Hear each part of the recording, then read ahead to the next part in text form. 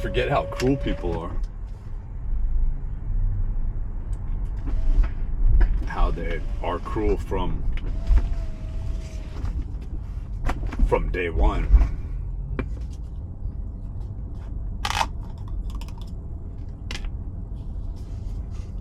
And again, I know I very loosely, on the fringe, cite Michael Levin, but I never really cite any of his studies or his work, and he posts his studies and his work up. And I sadly don't really have the energy. We all have plenty of time to do a lot of things, but we don't have the energy to do it. Especially with ChatGPT, where we can input information and get information back instantaneously, and even get assistance in breaking down and digesting certain information. For instance, if you wanted to read a book, you can get the basic, synapse amalgamation of the book. We're afraid of what other people think about us. We're afraid of not fitting in.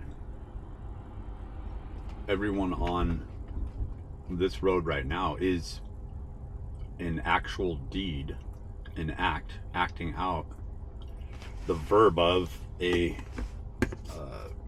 conformist. And in the conformist,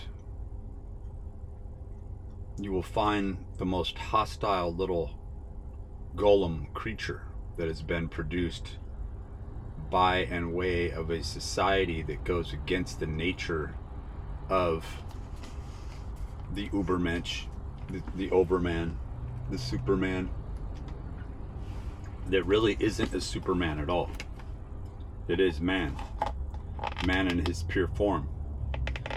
He is the Druid man, whether Nietzsche wanted to admit it or not. He's the man who can cultivate, who can grow. Otherwise, you just have a tyrant. Skillless, the Superman has no intrinsic value but to command. And once his command is over with, he turns into a despot, megalomaniac, demagogue. No matter how benevolent or altruistic his initial plans might have seemed to be. And you think, oh no, that's society. These people have the skill set to cultivate. He's going to organize, and it's like, no. Scooping one time of scooping fries at McDonald's, a near 80-year-old man who just wants to have it all. Money wasn't enough for him. He saw that the praise was the power of the people. He is the ultimate conformist. He's trying to learn to conform. He's trying to learn to adapt. And I think that is a really good delineation, separation of information, which is, what is the difference between adaptation and conformism? Well, leading back into Michael Levin's work, it doesn't look like there's really any. You've got the changing of a shape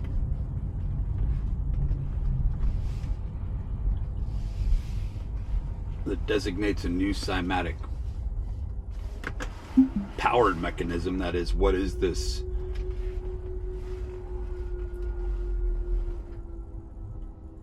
bullfrog embryo cell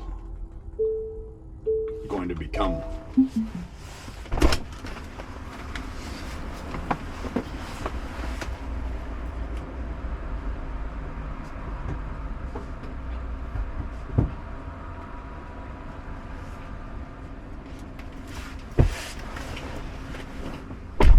Now that I have changed its form. And so automatically you look at the fact that when you form follows function, function into form, when you change the form, you change the directive.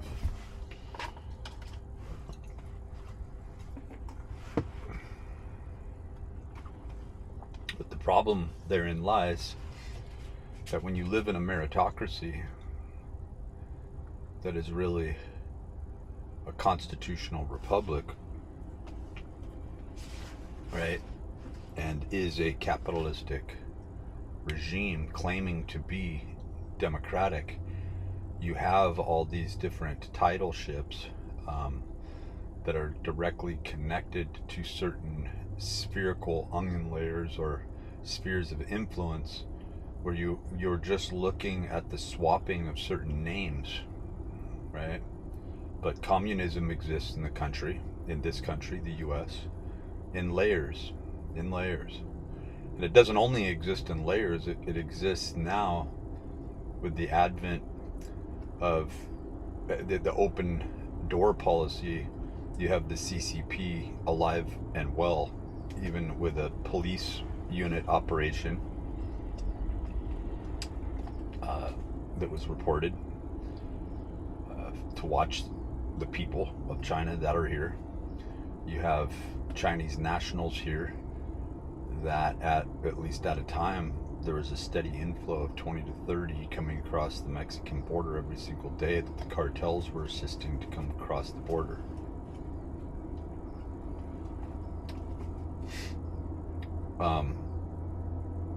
You have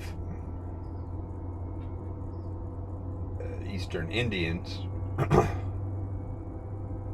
coming in droves, living 10 deep. I'm kind of chuckling because it's like that last name, Deep, like Deep Roy, or Rajdeep, you know. But I'm not trying to make fun of a 1,000-year-old culture. But there is an irony in the fact that of what's happening now after all these thousands of years, particularly China, right? And how they are quickly realizing that they have changed form as well. So you have all these people who are learning to be mini dictators, mini tyrants.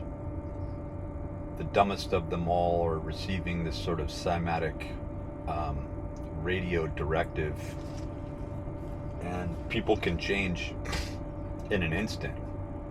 They can flip on you. Otherwise, people would love being around other people. You only say that during an interview. I'm a people person. No. You want something. You need something. You need something to survive. And you begin to look at these people who've done everything selfishly. They've done everything wrong. They're hailed as heroes in society. And they're running, to coin a phrase by Kurt Weill, like chickens from the Dickens. They're running as if they are a rocket that's blast off and lost its fuselage, and it has no other choice but to continue, not like Elon Musk's X rockets that can preserve and reverse directions and land, but that requires a skill set, right? So when we think of ambulation, walking, it's the notion that one can get about unassisted walking bipedal, which displays a certain level of mastery, not only in the genetics but in human behavior. It almost doesn't even seem natural for people, actually. There is a social animal. That is man. That is a vile creature There's nothing cute. There's nothing enduring about man of today. Even the seemingly least selfish person and most,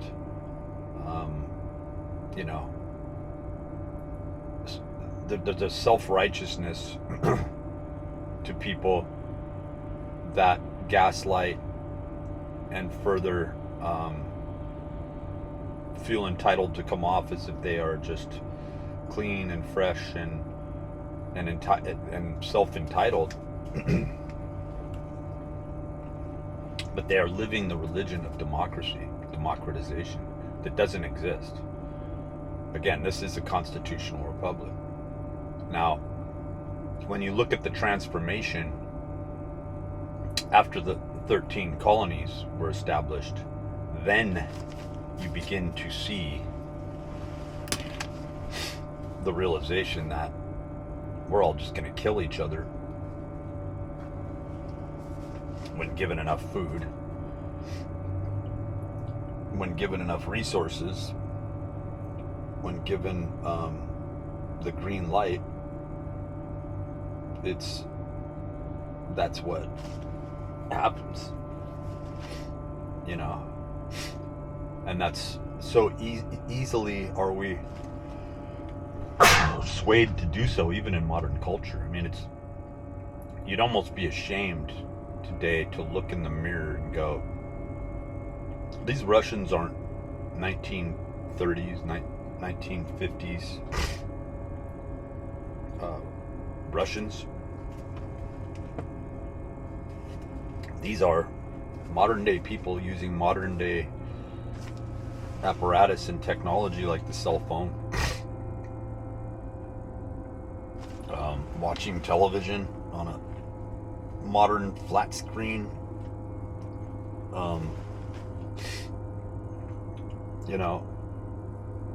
dreams of white picket fence, YouTubing.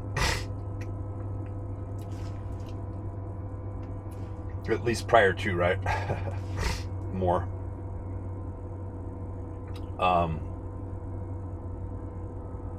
And many other things that are just hinting at modernity.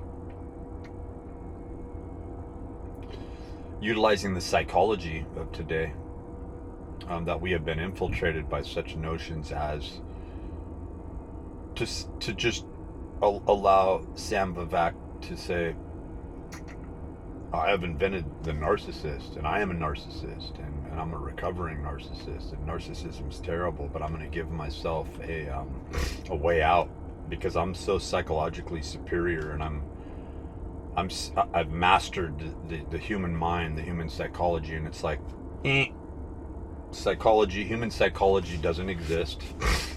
It's a construct, a fabrication.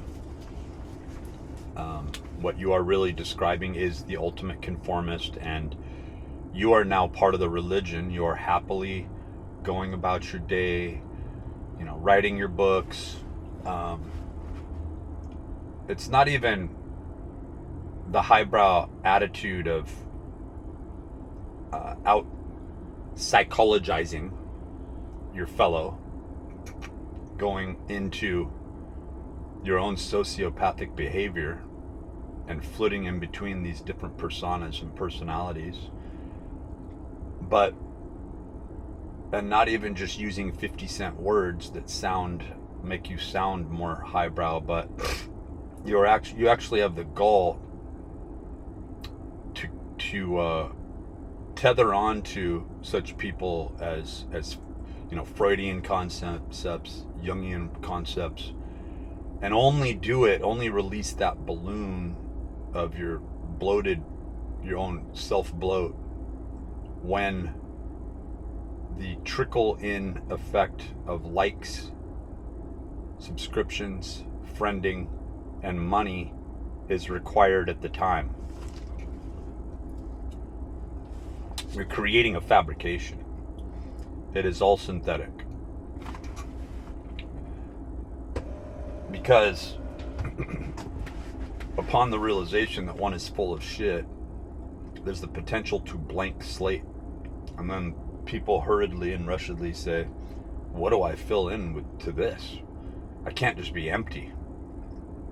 And it's like, that's precisely what you're supposed to be, is empty. If you ever felt that at any time in your life, then you are probably a real person in there, not an NPC player, as they call them, at the root. Now, carve away all the bullshit, all the falsity, and see that you have been going through an indoctrination program. You feel so good about yourself that you can use big 50-cent words, right? To psychoanalyze your fellow. But in turn, you're really just trying to justify a reason through conformism of why do I need to fill myself up with all this bullshit? The answer is nothing, and it's nothingness. And when you come to that, you look at what's before you, the first step. And when you are in a carnal, corporeal, temporal world such as this, survival becomes the mechanism. And the more information you have that these people are a threat outside of you, the conformism comes when you realize that you'll get more treats. You know,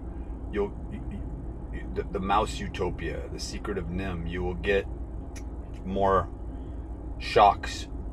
You will get, you know, like, I guess what I'm pointing at is Sam Vivek is one of the pretty mice in the mouse utopia.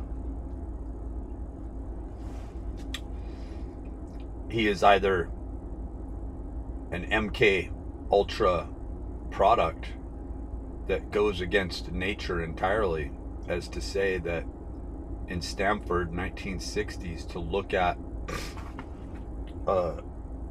2 marshmallows and to say, if you come back at the end of the day, we'll give you 2 marshmallows. And it's like, what are you, Warren Buffett at 5 years old? You know, and then they follow these people throughout their lives, and they really are that effed up. They really are bent on conformism. So really what the marshmallow experiment is how that conformist product through engineering reached somebody, assumed,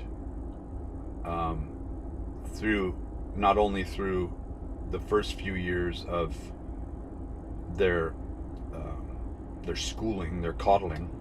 I think Sam Bankman-Fried, same area too, geographically. I think Sam Bankman-Fried is a perfect example of the post product. And I would venture to say, were his parents part of the Stanford marshmallow experiment? Or were they pretty damn close to that?